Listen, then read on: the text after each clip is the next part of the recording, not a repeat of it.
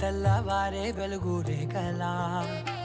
పచ్చ పచ్చ పచ్చి మట్టి బొమ్మలా అల్లి బిల్లి వెన్న పాల నురగలా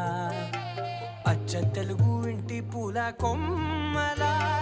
దేవదేవుడే పంపగా ఇలా దేవతే మా ఇంట అడుగే పెట్టెనంట బ్రహ్మ కళ్ళలో కాంతులే